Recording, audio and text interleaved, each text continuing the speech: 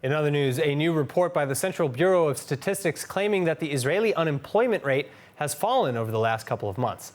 But do the new numbers tell the whole story?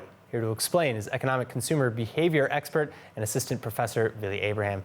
Vili, thanks so much for coming in. It's a pleasure to be here. All right, so let's start with an explainer. Unemployment in December alone dropped from, I believe, 4.6 to 4.1%. Who and what do we have to thank for these numbers?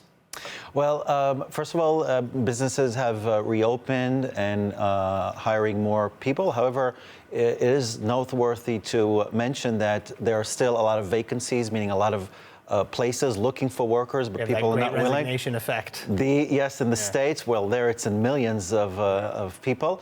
So there are a lot of vacancies. However, there are a lot of people who are who are in isolation. Right. We're talking about 160,000 people, and this has broader effects on the economy. For example, if you look at what happened in January, just the first half of January, there was a decrease of 6.5% in purchases using credit card.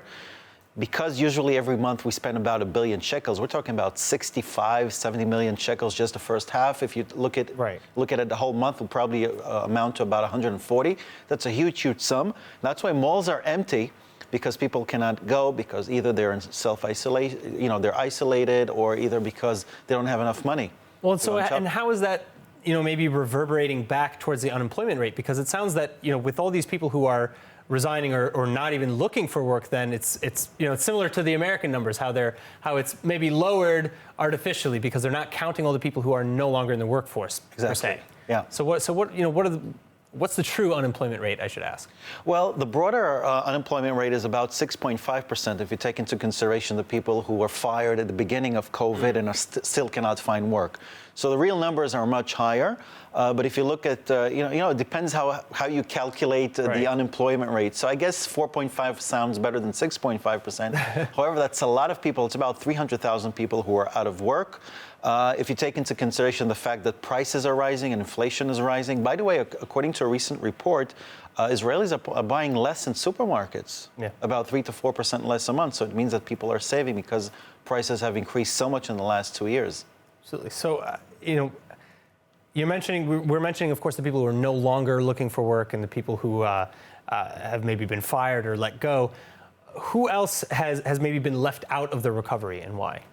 Well, I think the people, the blue-collar workers, for example, cashiers, have lost their jobs because a lot of supermarkets and a lot of outlets have turned into self-checkout cash registers. So I think we need to retrain them, because these people might find themselves out of work also after COVID, because everything is becoming automated, and these kind of workers are just being left behind. And how much of this has to do, though, with COVID versus natural changes in the market due to shifts in priorities or disruptive technologies? Of course, you mentioned automation.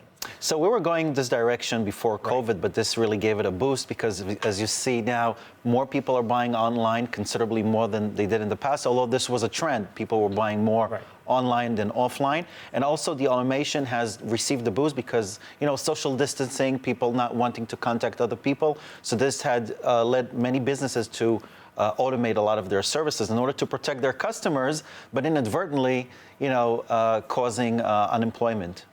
And of course, you mentioned, retraining people to maybe go into some better paying or more requested jobs, more in demand jobs. But most of the demand for work here in Israel is actually in the high-tech sector, and that's growing faster than the supply of high-tech workers. Is it realistic to retrain enough people who will be capable of filling those spots in any meaningful amount of time? Well, the thing that blue-collar workers are losing their jobs is something that happens all over the world, not only here in Israel. And what happens in many places is that these workers are trained to give services behind the scenes, for example, pick up calls or answer emails. So you can improve your customer service by hiring them to do other things behind the scenes. There are some places in the world where if you introduce automation into your business, a certain percentage of employees has to be hired, physical people, real people. So I think this is something that the government should adopt, because it means that, at least for the short run, let's say the next 10 years, a lot of people are going to lose their jobs, because the new generation will be, working more in high-tech industries. All right. Well, we hope that trend is a positive one, and it works out in citizens favor. Vili, thank you so much for coming in. Pleasure.